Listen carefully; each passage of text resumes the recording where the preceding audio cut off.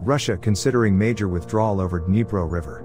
Russia admits to difficulties in Kherson area. Russian authorities are seriously considering a major withdrawal of forces in a key area of Ukraine, British defense chiefs have said. The Ministry of Defense believes Kremlin-aligned troops will retreat from the area west of the Dnipro River in the country's south.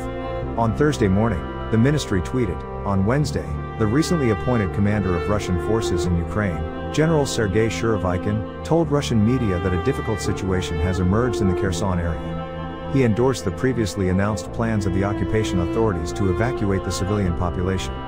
The admission of the difficult situation is unusual from Russian authorities, and it likely indicates that they are seriously considering a major withdrawal of their forces from the area west of the Dnipro River, the statement added. It continued, a key challenge of any Russian withdrawal operation would be extracting troops and their equipment across the 1,000 meters wide river in good order. With all the permanent bridges severely damaged, Russia would highly likely rely heavily on a temporary barge bridge it completed near Kherson in recent days, and military pontoon ferry units, which continue to operate at several locations.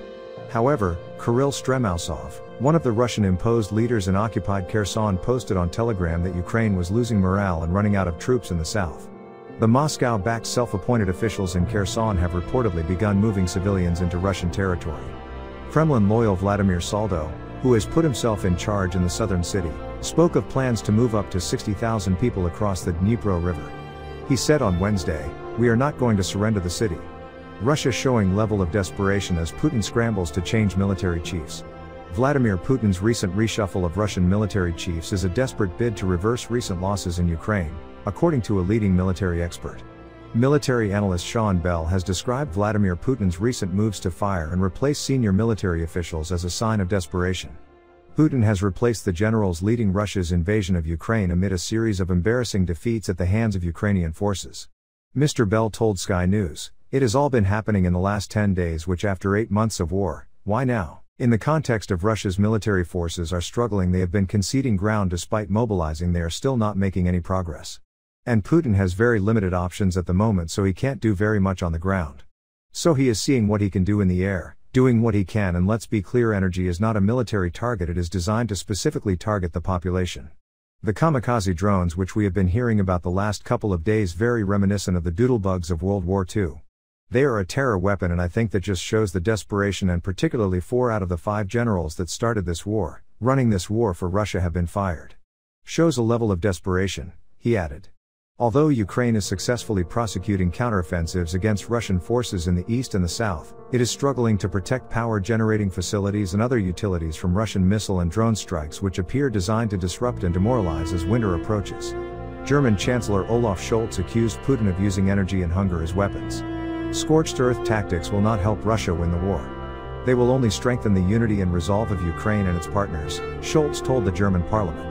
Russia's defense ministry said it was again targeting Ukrainian energy infrastructure, a strategy it has stepped up since the appointment this month of Sergei Surovikin, nicknamed General Armageddon by the Russian media because of his alleged toughness, as commander of what Moscow called its special military operation in Ukraine. Meanwhile, people across Ukraine were trying to adapt after the government placed restrictions on electricity usage nationwide for the first time since Russia's February 24 invasion, following a barrage of attacks which President Volodymyr Zelensky said had struck a third of all power plants. Ukraine's energy minister said the government was seeking a 20% reduction in energy use. Herman Halushchenko, the minister, told Ukrainian TV that Russia had carried out more than 300 airstrikes on Ukrainian energy facilities since October 10. We see a voluntary decrease in electricity consumption. But when it is not enough, we are forced to bring in forced shutdowns, he said. In the Kherson region, the Ukrainian military inflicted losses on Russian artillery.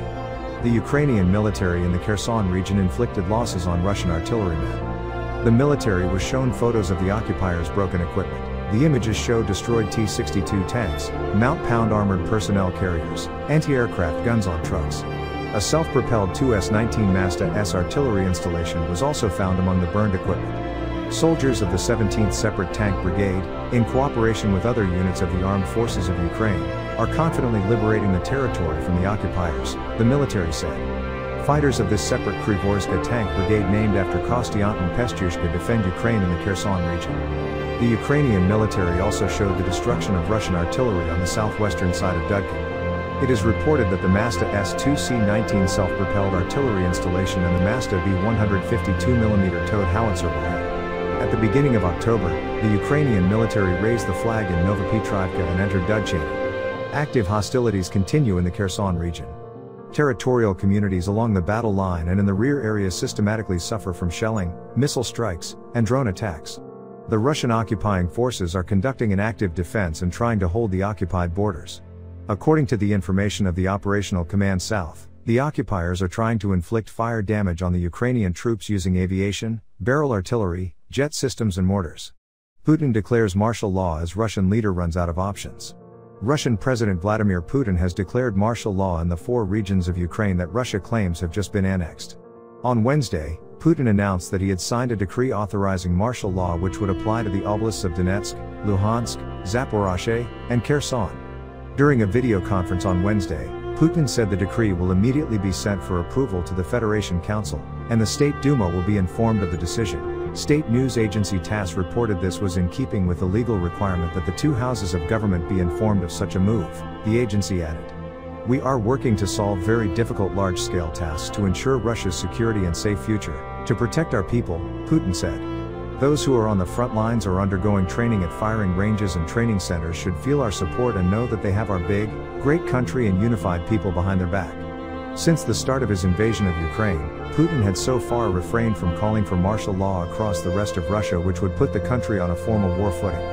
However, last month, he did announce a partial mobilization of the population to boost his forces in Ukraine. Max Sedin, the Moscow bureau chief for the Financial Times, tweeted that the move was a clear response to recent military setbacks as Ukraine's counteroffensive advances. Putin has not immediately clarified what steps would be taken under martial law in the 4 regions, but independent Russian news outlet Meduza said it may involve restrictions on travel and public gatherings, tighter censorship and broader authority for law enforcement agencies. Jay Cordell, a Russia reporter for Reuters, tweeted that the decrees go much further than Putin let on in his speech. They would involve sweeping new security measures, movement restrictions, vehicle checks and wholesale economic mobilization across western and southern Russia, he added. Putin said that the Russian installed leaders of the occupied regions would be given extra security powers in the decree that is expected to be rubber-stamped by the Federation Council, Russia's upper house. The Russian president also issued a decree restricting movement in and out of 8 regions adjoining Ukraine. These apply to the southern regions of Krasnodar, Belgorod, Bryansk, Voronezh, Kursk, and Rostov, as well as territories of Crimea and Sevastopol, which Russia illegally seized.